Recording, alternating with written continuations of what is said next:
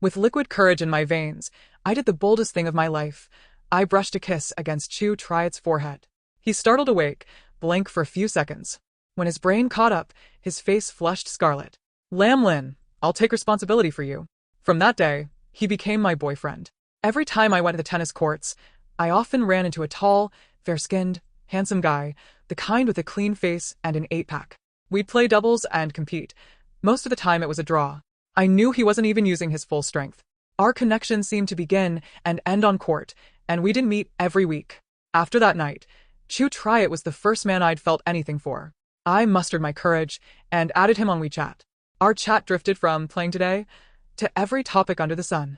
Turns out, when you like someone, there's an endless amount to say. I wondered if I was annoying him, but he replied to every message, even if it was the next day. Did that mean he liked me even a little? 2 months of talking, and beyond the name, Chu Triot, I knew almost nothing about him. For the club's anniversary, they set out drinks and snacks. After a match, I wiped my sweat and asked, "Want something to drink?" Sure. My tolerance was terrible. All the corporate banquets in the world hadn't improved it. The chairman liked to tease. For a listed company's CFO, that tolerance is unworthy of the title. 2 cups of beer, and my head was spinning. I had to steady myself against the wall. Chu Triot caught me, brow tightening, voice low and husky. "I'll take you home." That baritone did things to me. On instinct, I tried to push him away, but he held firm. When our eyes met, his were full of worry. Alcohol made me brave. I let him guide me to the car. Since that incident years ago, I'd barely let any man touch me. By the time we reached my place, it was full dark. As he turned to leave, I caught his hand and then let go at once. His hand was large, strong, and warm. 36 degrees of heat. "Don't go. Please." He paused and slowly turned. "I have work tomorrow. I'm worried I won't make it back in time to change." Maybe it was the pleading in my eyes, but he relented. I took the bed. He took the sofa. I slept soundly that night. In the morning, he still hadn't woken. Without the crutch of alcohol, I still did the boldest thing. I pressed a light kiss to his forehead. He opened his eyes, stunned. When he processed, his face flamed. "Lam Lin, I'll take responsibility for you." Chu Triot told me he was in the special police. I froze for a few seconds. So, I'd somehow fallen for a man who made the world feel safe. After one match, he came over with a towel and a bottle. "It's fine. I can do it." I stopped the hand that was about to wipe my sweat. His hand hovered, then withdrew awkwardly.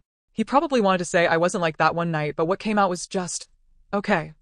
I snatched the towel, shot him a glance. His hair was damp with sweat, his face a little flushed. Except for that fleeting frown earlier, his expression hardly moved.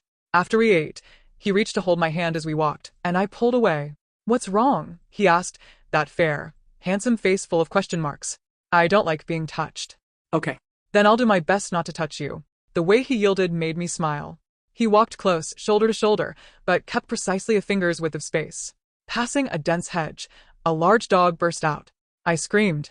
Before the panic had cleared, Chu Triot dragged me behind him, shielding me with his body. My heart hammered. I clutched his shirt without thinking. The owner ran up and whistled the dog back. Chu Triot called after him, "Leash your dog." When they were gone, he turned. "Don't be afraid. I'm here."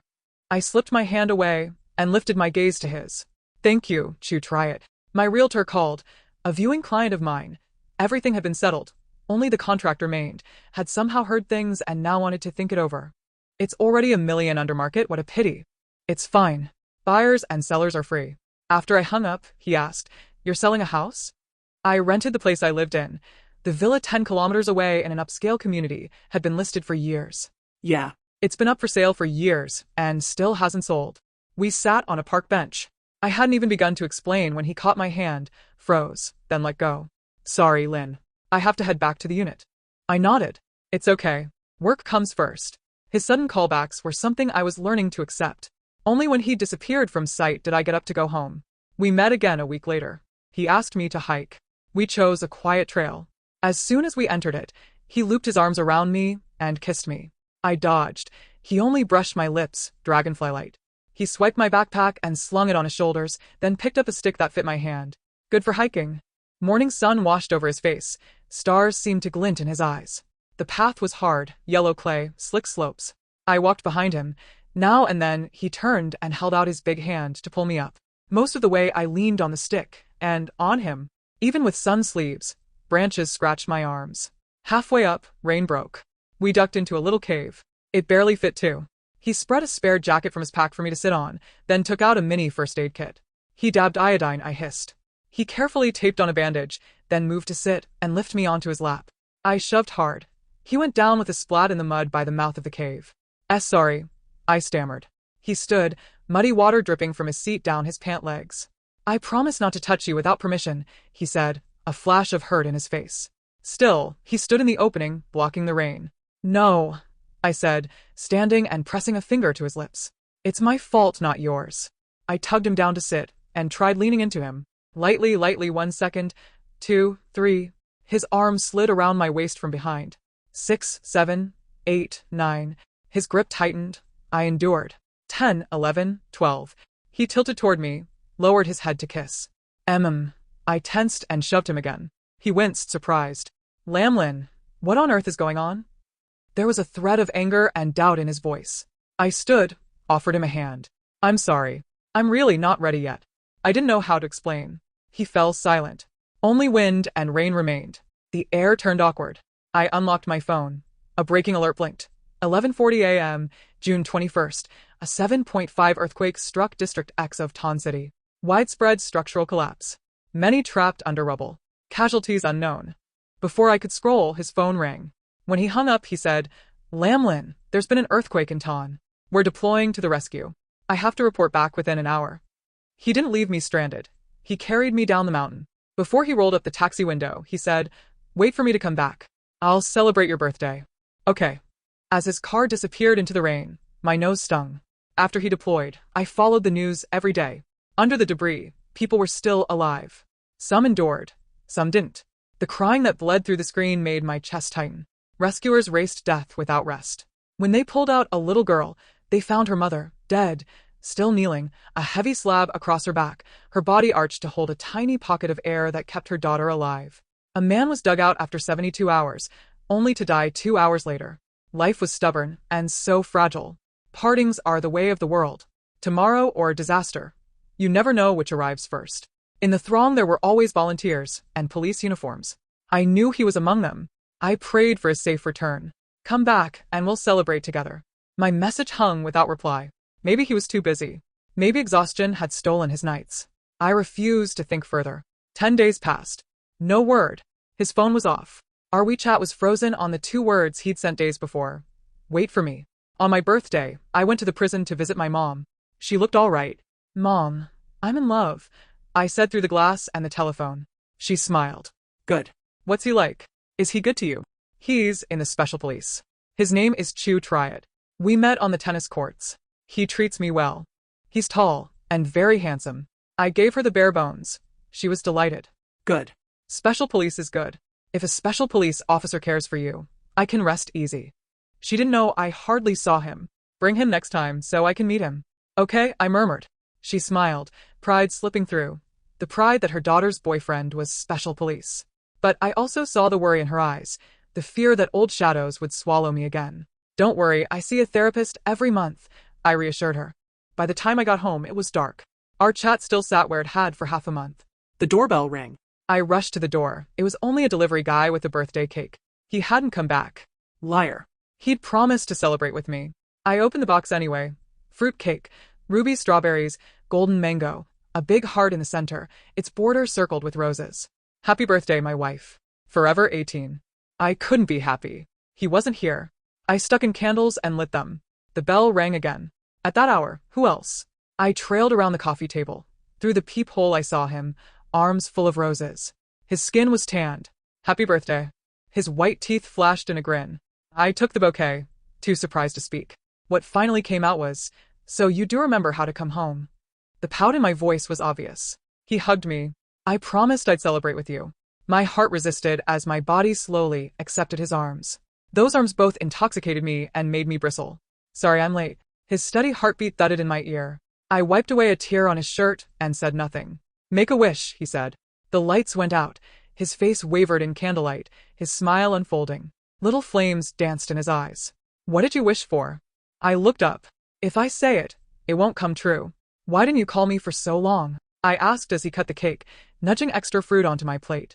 After a shock, a few of us got stuck on a ridge for 7 days. No power, no water, no signal. A teammate was crushed by a rolling boulder while rescuing someone. He died. My heart plunged. News photos flashed again in my mind. Lam Lin, do you have a conscience? While he was walking the knife's edge, all you did was complain he didn't call. I'm sorry. He set down his fork, slid close, and wiped my tears with a tissue. Don't be. People are small before a disaster. Then he kissed me and pulled me tighter. I had wished for his safety, for calm seas and fair winds for the rest of his life. I still can't fully accept his touch. Not even a hug, I told my therapist. Do you love him? I'm not sure if it's love, but I like having him near. We used to just play tennis. Now, I want more. The therapist met my eyes, gentle. That's normal for lovers, always wanting more tenderness. Lam Lin, try to set the past down. Letting go is where change begins. Try to accept his love and the touch that comes with it. I listened. I let myself receive Chu Triad's embrace. His arms were warm.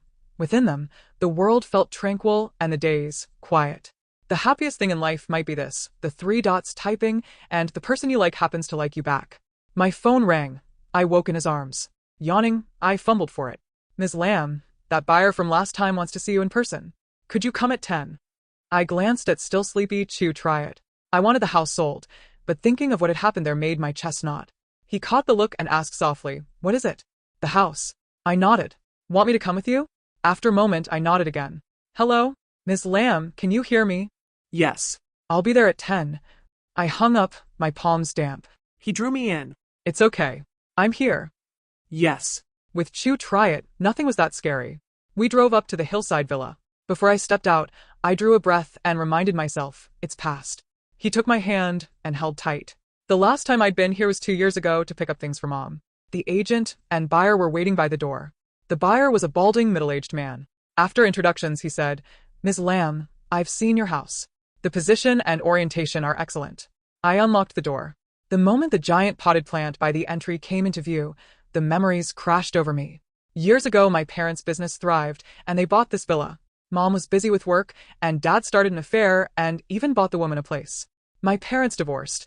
Dad took half the assets and moved in with her. Mom remarried, and I gained a stepfather. In less than 2 years, Dad and his mistress were neck-deep in debt. She left him. Pushed by creditors, he jumped. Under Mom's management, the business prospered again. At first, my stepfather was kind.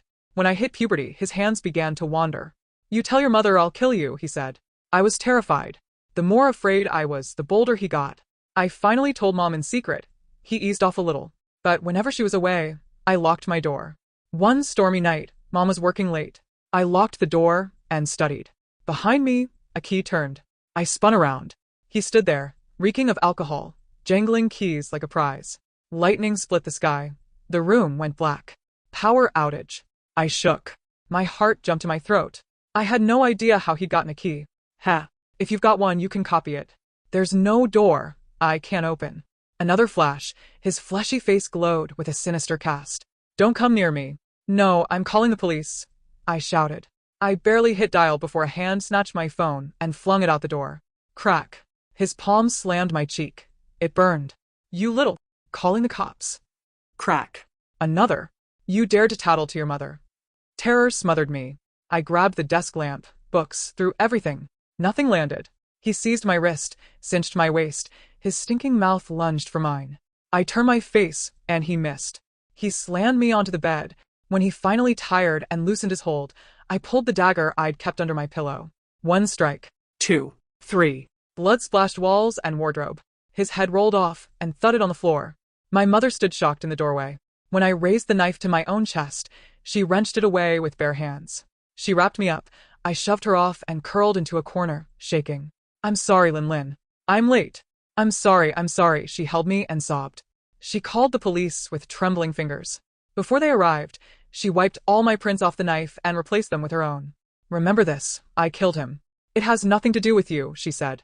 If the police ask, tell them he assaulted you, and I stabbed him. I huddled, blood dripping from my hair. She wiped my face clean of blood and tears. Do you understand? She looked into my eyes. I didn't answer.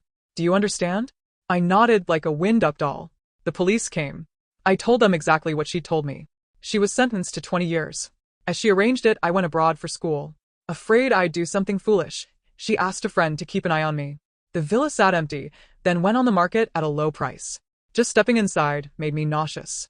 Try it rubbed my back, worried. You okay? I shook my head. The balding man did another loop. Gorgeous house. Shame about that unusual case. I opened my mouth, but Try it cut in. Mr. Liu has already done his homework. Buyer and seller act freely. We're not forcing anything. He tugged me toward the door. The man chuckled. I'm old. I don't care about those things. I just want a good place to spend what's left of my life. If Ms. Lamb drops another 500,000, I'll sign today. Deal, I said without hesitation. Ms. Lamb, that's 1.5 million under market. Can you bear it? The agent whispered. Yes. To me, the house was only a nightmare. If not for Try it studying me, my signature would have trembled off the page. Let the past go. People have to start again. When it was done, he hugged me. You knew? I asked, startled. He nodded, his chin brushing my hair. I waited for more. I'm in special police. Cases like this have files. I clutched him. He held me tighter, his palm moving up and down my back. Do you know the truth? He nodded and squeezed me. Listening to that steady heart, I blinked away wetness into his shirt. When someone has hurt you, someone else will appear, right on time, to help you heal. For me, that person was Try it. He took time to bring me to my therapist. The therapist smiled when she saw him. Lately, Lin's much better. I'm sure it's thanks to you. He flushed. Not at all. It's her strength. He squeezed my hand. His eyes were all softness. There's no past you can't cross. If you can't, it's only that you haven't chosen to. Letting go is an ending and a beginning. I brought Try it to visit my mother. Her hair was grayer, but her eyes were brighter. She looked him over, failing to hide her smile. With Try it at your side, I can rest easy. The trees outside were a heavy green. Sunlight sifted through the leaves like powder. Lin, let's get married, he said, pausing to flick a fallen leaf from my hair. His eyes brimmed with hope. I looked up. Dusk gilded his face, lashes casting soft little arcs, his eyes bright as the first star. Okay, I said, smiling. We'd known each other less than 3 months, and we'd already found our answer. Fingers interlaced, we walked a path of glittering gravel. At work, I'd always been the planner.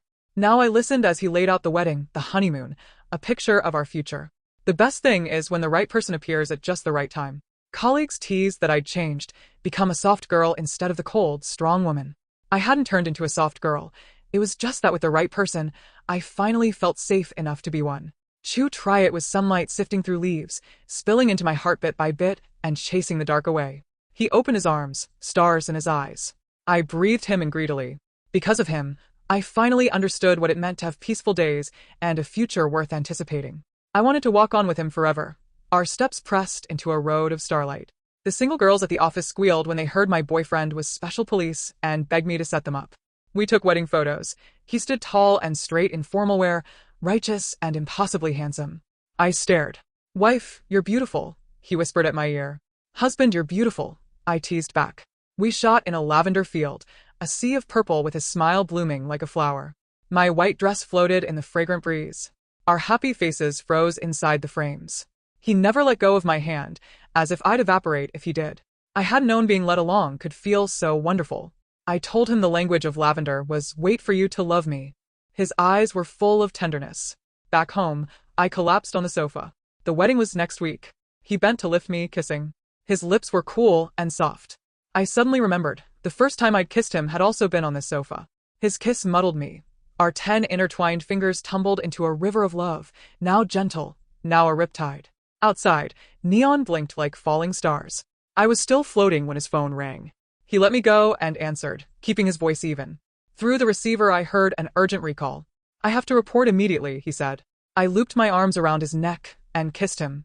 I pulled a sprig of dried lavender from my bag and tucked it into his breast pocket. Come back safe. Don't miss the wedding. I will. See you soon. My lipstick left a ring on his mouth. I snorted and wiped it away with a tissue. At the door, he hugged me and murmured, wait for me to come back and we'll marry. As he neared the elevator, I ran after him and called, you have to come back. The door's closed. His voice floated out. I will. Go back inside. But in the end, I didn't get him back. On our wedding day, my heart was a snarl of threads, my eyelids twitching nonstop. The lucky hour passed. Guests waited for the groom. A full week without news, and I didn't even know who to ask. Lin, cheer up. Maybe he'll surprise you by showing up, my colleague said. Right, don't worry. He won't miss it. Even so, the dread in me swelled until I had no words. Just as I was about to announce a cancellation, the hall doors swung open. Several soldiers walked in, their faces stamped with solemn grief. My heart plunged. My knees began to shake. The lead man carried a tray.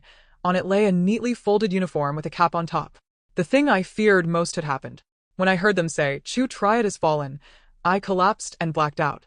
When I woke, I was in a hospital bed. I felt like I'd staggered out of a dream too long. Chu Triad, how could you break your promise? You said you'd come. Once we were married, I'd be your wife, waiting for you to come home safe every day. We'd have a child, daughter like me, son like you. My chest felt carved out. Even breathing hurt. Tears slid into my mouth, briny. My eyes were swollen. One of his teammates sat by my bed, coaxing me to eat, to think clearly. I shook my head. Tell me about Chu Triad, I whispered. He hesitated. Don't worry. I won't hurt myself. His voice rasped. We were ordered to rescue a kidnapped hostage. Abandoned factory. The bastards were torturing her, and she was 6 months pregnant. He paused, then went on. Negotiations failed. Seeing the hostage failing fast, Chu Triad charged forward, ignoring his own safety. The thug fired repeatedly. He couldn't dodge. The image of him taking bullets tore me open. After I cried myself empty, I asked, did he leave any last words? The teammate shook his head and pulled a red cloth from his pocket. Inside was a ring that gleamed and a dried sprig of lavender. It was his ring, the pair to the one on my left ring finger, carved with Z and L. I took it, held it tight. My tears broke like a breached dam. I put the ring away in a box, slid it deep into a drawer. I wiped each wedding photo and replayed our brief, happy days. The bell rang. For a heartbeat, I wished he'd be there again like he had been that night. I opened the door to a large parcel wrapped in tough burlap. Inside was a giant brown teddy bear. Wife, let this bear hug you for me. I love you. Chu Triad. I folded the bear in my arms and sobbed, without a sound. And, extra. Chu Triad's monologue. At the tennis courts, I saw a fair girl with a high ponytail and liked her at once. She looked sunny on the outside, with a trace of quiet sorrow. She startled at touch. Whenever our fingertips brushed, she jolted like a live wire. I wasn't sure she felt anything for me. She added me on WeChat and talked a lot every day. I could only reply between drills. We chatted for 2 months, and she never said, I like you. Maybe girls are just reserved. I asked my teammates. They said if a girl messages you a lot every day, she definitely likes you. No one throws time at someone they dislike. On the club anniversary, she asked me to drink. Her tolerance was poor. 2 cups, and she was staggering. I worried, offered to take her home. She didn't refuse. Drunk or not, she resisted physical contact. But it's hard to push a man off when you're drunk. At her place she murmured, don't go, okay? I had to be up early, and her place was far from the unit. I was afraid I wouldn't make it, so I declined. Faced with her pleading, I stayed. I took the sofa. She took the bed. In the morning she kissed me lightly. I poked through the thin paper window. Lam Lin, I'll take responsibility. Even after we were together, she dodged sweat wiping, hand-holding, everything. I asked her to hike, because my teammates said hiking breeds romance. Branches scratched her arms, and then it rained. We hid in a little cave. After disinfecting, worried she'd be uncomfortable on the ground, I tried to lift her onto my lap. She shoved. I landed but first in a puddle. I remembered my promise not to touch her casually. She tugged me down to sit. I slipped an arm around her and leaned in to kiss. She pushed again, and I toppled into the mud. I was a little upset. What's wrong with you, Lam Lin? She said she wasn't ready. The air grew stiff. Then a call from the captain, 7.5 in Ton, deploy. Afraid she'd be in danger, I carried her down before grabbing a cab. I promised to be back for her birthday. At the epicenter, landslides, flash floods, makeshift dams. We dug with machines and with hands, used dogs, hoping for one more life. When we were exhausted, we slept on the ground. Hungry, we chewed dry noodles. Thirsty, we drank from bottles. More and more rescuers arrived. Life and death repeated daily. A teammate behind me shoved me aside when a rumble began. A rolling boulder crushed him, and he died. Losing him ripped me apart. If only I'd walked a little faster. Aftershocks pinned us on a small ridge with no power or water. Before my phone died, I managed to send Lin. Wait for me. We rationed a little food and water and made it out after 7 days. I ordered a fruit cake and hurried to her place on her birthday. I wanted to surprise her. She was both happy and scolding. I'd expected you're back, but she said, so you do remember the way home. It was fine. I was a man who should have died. I was living on for someone. I apologized, wanted to hug her but feared she'd pull away, so I told her to make a wish. She wished, so did I. May Lamlin be safe. May every year have today, and every age have this moment. I tried kissing and holding. Thankfully, she didn't dodge. She didn't say what she wished. Either way, I hoped every one of her wishes came true. In that moment, being alive felt good. Liking someone who liked me back felt good. Her change made me curious, but I didn't dare ask. I figured it had to do with the villa. I consulted a unit therapist. She said those who reject touch often carry deep trauma, PTSD. A police friend told me that over a decade ago there'd been a homicide at the villa. The victim was a middle-aged man, and the perpetrator was Lynn's mother, 20 years. Lynn went overseas. The house sat empty, then went on sale. I knew it wasn't simple, but maybe that was the best outcome possible. The agent called. The buyer wanted to meet. I went along. I worried that reliving the scene would make her worse, but she was stronger than I thought. The buyer bargained for another $500,000. She agreed in a snap. Selling it freed her. It was also a beginning. She brought me to meet her mother. The woman was gentle. You'd never connect her with killer. She seemed to like me. On the way back I proposed. She said yes. Afternoon light powdered her white cheeks, and her smile bloomed. We were busy with preparations and photos. But a week before the ceremony, I got a special assignment. A pregnant hostage. Before I left, I ordered a giant teddy bear online, hoping it would hug her for me while I was away. We faced the thugs for over an hour. Negotiation failed. The captain gave the order to shoot. I never expected them to find their mark so well. Several rounds, every one through me. I fell into my blood and went cold. Memories slid by, her calling me to the courts, her bright smile, especially when she looked at me. She added me on WeChat and messaged a lot every day. She pretended to be drunk, so I would take her home. She dared that first kiss, so I would confess. I wanted to hold her through the seasons left in my life. May she always be 18. I'm sorry, Lamlin. I can't make our wedding. If I'd known our happiness would be this short, I wouldn't have let it begin. If it hadn't begun, you wouldn't hurt.